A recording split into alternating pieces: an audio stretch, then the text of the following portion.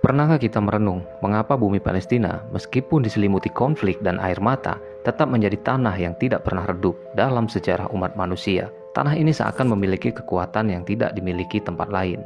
Di balik reruntuhan bangunan, di balik suara sirine dan dentuman bom, ada sesuatu yang lebih besar, yaitu janji dari langit. Janji Allah yang tidak akan pernah ingkar. Hari ini, mari kita gali bersama apa sebenarnya janji Allah untuk Palestina yang termaktub dalam Al-Quran. Mengapa tanah ini begitu penting dalam pandangan Islam? Apa yang membuat istimewa sejak ribuan tahun silam? Dan bagaimana kita sebagai umat Islam bisa mengambil hikmah dari setiap ayat yang menyentuh tentang negeri penuh berkah ini? Dari satu fakta besar yang sering disebut oleh para ulama dan ahli tafsir, bahwa Palestina terutama kota Al-Quds atau Yerusalem merupakan bagian dari tanah yang diberkahi oleh Allah SWT.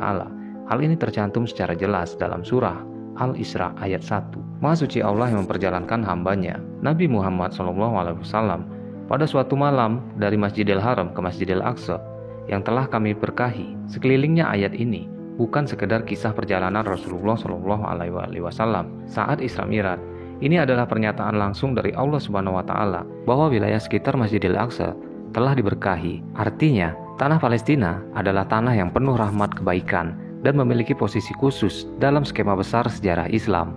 Keberkahan ini bukan hanya dalam hal spiritual, tapi juga materi. Para musafir menjelaskan bahwa tanah yang diberkahi itu artinya subur, kaya air, dan memiliki potensi untuk menopang kehidupan manusia. Namun lebih dari itu, keberkahan yang utama adalah karena tanah ini menjadi saksi banyaknya nabi dan rasul yang diutus di sana. Palestina adalah tempat para nabi menginjakkan kaki. Nabi Ibrahim, Nabi Isa, Nabi Yakub, Nabi Yusuf, Nabi Musa, Nabi Daud, Nabi Sulaiman, hingga Nabi Isa.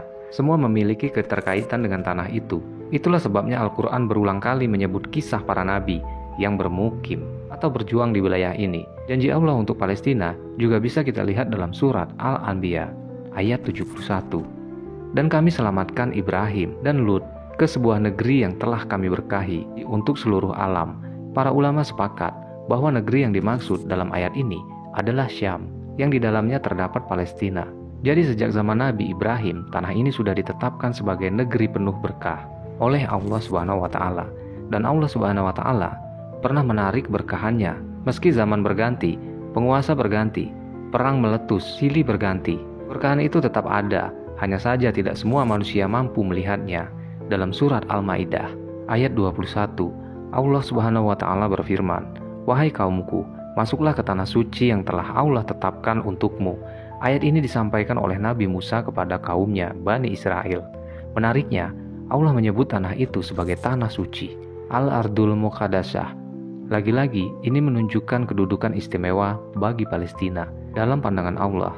Lalu muncul pertanyaan, apakah keberkahan dan kesucian itu akan hilang hanya karena wilayahnya sekarang dijajah dan dikotori dengan kezaliman? Tidak, Allah tidak pernah mencabut keberkahan dari sesuatu tempat hanya karena manusia durhaka. Sebaiknya, Allah justru menyiapkan kemenangan dan pertolongannya untuk orang-orang yang sabar dan istiqomah, membela kebenaran. Palestina hari ini memang terlihat lemah secara politik dan militer. Namun siapa sangka, dari sudut pandang Al-Quran, mereka justru sangat mulia di hadapan Allah SWT. Mereka adalah orang-orang yang sabar dalam menghadapi ujian. Mereka adalah contoh nyata dari sabda Allah dalam surah Al-Baqarah ayat 153. Sesungguhnya Allah bersama orang-orang yang sabar. Saudaraku, jangan pernah meremehkan doa karena janji Allah tidak datang dari kekuatan manusia. Janjinya datang karena kesabaran, ketaatan, dan keyakinan yang tak tergoyahkan. Masih banyak ayat yang memperkuat bahwa tanah Palestina akan dijaga Allah Subhanahu wa Ta'ala hingga akhir zaman. Salah satunya disebutkan dalam surah Al-Isra ayat 4 sampai ayat 7, di mana Allah menjanjikan kehancuran kepada siapapun yang berbuat kerusakan di negeri suci itu. Ayat-ayat ini menjelaskan bahwa umat yang zalim akan diganti oleh umat yang lebih baik. Itulah sunatullah. Saat ini Palestina dijajah, anak-anak mereka dihabisi, rumah mereka dihancurkan. Tapi, apakah itu pertanda kekalahan? Belum tentu. Bisa jadi, itu adalah ujian sebelum kemenangan besar. Sebab Allah telah menjanjikan bahwa kezaliman tidak akan menang selamanya. Ingatlah surah Al-Hajj ayat 40. Dan sesungguhnya Allah pasti menolong orang-orang yang menolong agamanya. Sesungguhnya Allah benar-benar maha kuat, lagi maha perkasa. Palestina adalah simbol perjuangan menegakkan agama Allah. Siapapun yang berdiri membela tanah itu dengan niat yang lurus akan mendapat bagian dari pertolongan. Tidak hari ini, mungkin besok, tidak tahun ini, mungkin di masa depan, tapi pasti akan datang karena janji Allah itu hak. Dalam surat Al-A'raf ayat 128, Allah menyampaikan pesan penting kepada kaum tertindas. Sesungguhnya bumi ini milik Allah Subhanahu wa Ta'ala. Dia mewariskannya kepada siapa yang Dia kehendaki dari hamba-hamba, dan kesudahan yang baik adalah bagi orang-orang yang bertakwa. Betapa indahnya janji ini. Bumi Palestina akan diwariskan kembali kepada orang-orang yang bertakwa, bukan yang kuat secara senjata, tapi yang kuat dalam iman. Bukan yang rakus akan kekuasaan, tapi yang taat kepada Tuhan. Kemenangan sejati bukan saat musuh pergi, tapi saat hati tetap teguh dalam iman, meski dalam penderitaan. Orang-orang Palestina dengan segala keterbatasannya telah menunjukkan kepada dunia bahwa mereka belum kalah. Mereka tetap menjaga masjid, mereka tetap menghafal Al-Quran, mereka tetap sholat dalam gelap saat listrik padam, saat suara roket menggelegar. Apakah kamu masih ragu akan janji Allah? Apakah kamu masih mengira bahwa Allah membiarkan mereka begitu saja? Tidak, saudaraku. Dalam surah An-Nur ayat 55, Allah menyatakan Allah telah menjanjikan kepada orang-orang di antara kamu yang beriman dan mengajarkan amal soleh, bahwa Dia sungguh-sungguh akan menjadikan mereka berkuasa di muka bumi. Mereka akan kembali menguasai tanah mereka. Mereka akan kembali berdiri dengan kepala tegak. Dan kita umat Islam di seluruh dunia punya peran besar. Jika kita belum bisa membantu dengan harta dan tenaga, maka bantulah dengan doa.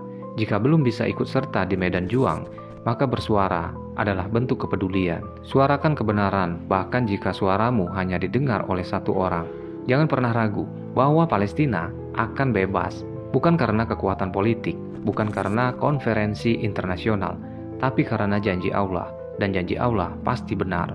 Maka dari itu, mari kita terus berdoa, terus mendukung saudara-saudara kita di sana, dan terus mengingatkan diri kita bahwa kebebasan Palestina bukan sekedar misi kemanusiaan, tapi ini adalah bagian dari keimanan kita.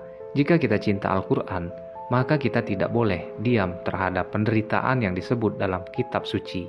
Jika kita cinta Nabi Muhammad, maka kita harus mencintai Masjidil Aqsa, tempat beliau dimikrajkan.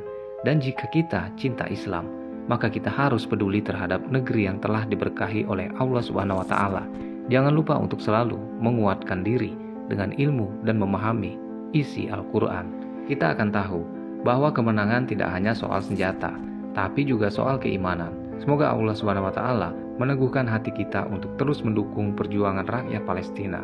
Semoga kita menjadi bagian dari umat yang tidak diam terhadap kezaliman, dan semoga kita semua dipertemukan Allah Subhanahu wa Ta'ala di Masjidil Aqsa suatu hari nanti dalam keadaan merdeka. Amin ya Rabbal Alamin. Terima kasih telah menonton video ini. Semoga dari pembahasan ini menjadi pengetahuan sedikit untuk kita. Dan sampai berjumpa kembali di video selanjutnya.